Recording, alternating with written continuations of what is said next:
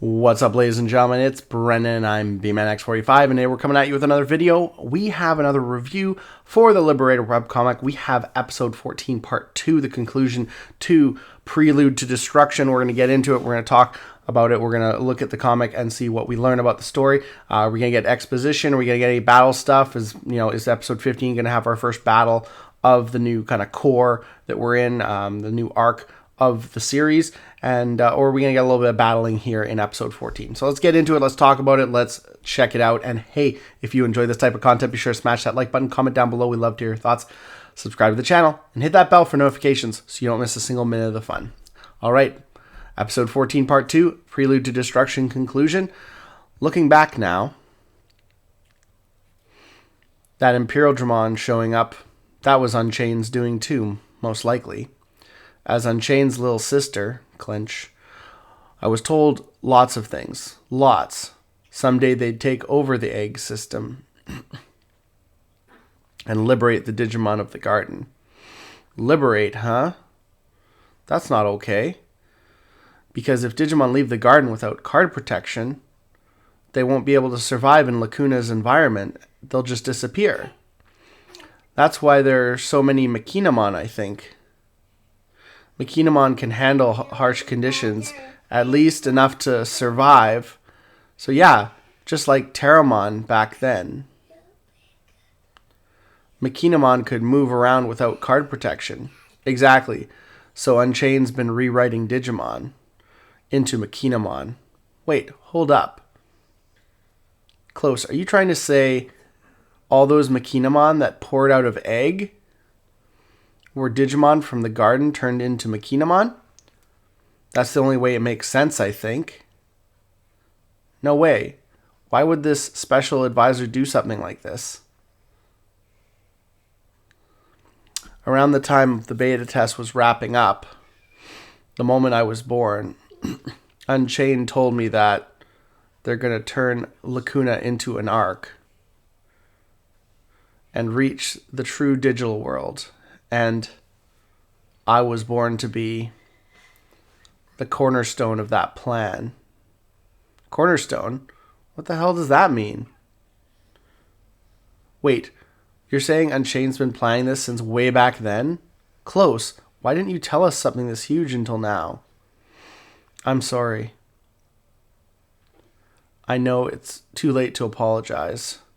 I just did as Unchained told me. See? Bzz. My body's already changing. That's all the proof you need. Huh? Back then, swoosh, I didn't get how big a deal this was.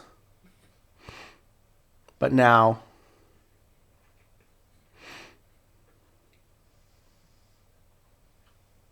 it's different. I don't want to be Unchained's puppet anymore. Together with all of you, I will stop Unchained. Once and for all. Close. As your partner, I should have known. That's on me. Sorry. I won't ask for forgiveness. But please, I know it's selfish. ... But let me ask for one thing. Please understand Close's feelings. I want everyone to join forces and face this crisis together. I'm begging you. Owen. Owen's got every right to be pissed. I love the language in this. But it's okay now. Close? Sunrizamon, thanks for telling us. Yao-chan. Owen, you good now? All right. Let's do this. Enough with the mopey vibes. Let's sort this mess out. First off, this event Unchained started. Based on what Close said about the arc, let's call it the Noah Project for now. The Noah Project claims lose logout, that players who lose in battles are forcibly logged out. But listen, this game doesn't even have a system that can change a player's login status just because they lost a battle. There's only one exception. Exactly. There's one exception. It's losing to an out-of-control NPC. In other words, character data deletion. That's why they called it the end, all dramatic-like. Because if you really lose, you get kicked out of the game for good. That's got to be it. I love seeing these NPCs and seeing what kind of Digimon they might have. They say getting caught by a Makinamon's Digivolution means logging out. But those Digimon are basically just out-of-control NPCs in disguise. And get this, recent investigations found something crazy. Just like Zenith, character data that gets deleted isn't actually gone. Cross-connect to you. It gets transferred or pasted somewhere else. I still don't know what data transfer really means. Unlike the debug team with their unique emblems, regular users have no way to avoid this. So you're telling me to dive into battle with everything I've got and keep winning? That's insane. Isn't there a chance they'll rewrite the cards like Sam the Clown? I've done everything I can with the system update. I don't think we need to worry about them using override. But don't let your guard down. Just in case, I want the debug team to work in pairs. If your partner is about to lose, step in and intervene. But Unchained is someone who can take over the egg system, right? They can rewrite the cards and even do something even crazier, like break the world itself. If they just wanted to destroy the world, they would have already done that with the Black Emperor Dragon incident. Unchained always follows the rules they set. There's probably a reason behind that. Unchained's goal is to seize control of this world as a reward for completing the game. I think I've got the gist of the Noah project, but there's something that's been bothering me. Earlier, Yao Chan said on the emergency broadcast that we should log out. And that's when I realized I can't log out. And it's not just me. Arissa, Vi, Owen, and everyone else too. That's the problem. Beep. I'm not sure what the cause is, but I have a pretty good idea of why we can't log out. I can log out.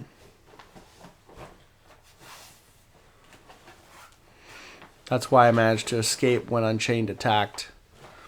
I also confirmed with Yuki-chan she can log out. I can't log out. Oh, gosh. So this theory is definitely true. Only the people using the T.A.L.E test model for full dive VR headsets can't log out. And all the test model users are members of the debug team. In other words, this is Unchained sending a warning to the debug team not to try and escape. A clear declaration of war. Shiver. Slump. Arissa, are you okay? Schumann. I'm terrified. I thought this game was just another part of my ordinary peaceful life until now. Arissa. Hey. Don't be scared, Arissa. That's right. Terramon. The debug team's filled with strong people.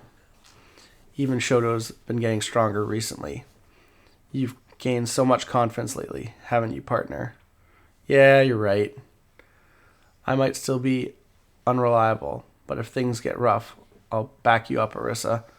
I can't let my childhood friend see me screw up. Shoto. He's right, my rival. Now is the time to fulfill our duties as debuggers. Super very good. If we join forces, this will be no big deal. Clench. That's the spirit we need. Together we'll make it through this. You've all become so much more dependable over the past few months. And speaking of which, I'm still curious about the mysterious NPC who was with Unchained. Its appearance is different, but they look a little like Zenith. What happened to him? Thud. Hey, you okay? Unchained is waiting. They're saying hurry up and come. I think I need to go. Dash. Close. This is bad. We can't leave her alone in this situation. Yao-chan, I'm going after her. Protect her. I'm going too. We were told to move in pairs, right? I won't leave Arissa alone. Got it. I'm counting on you both.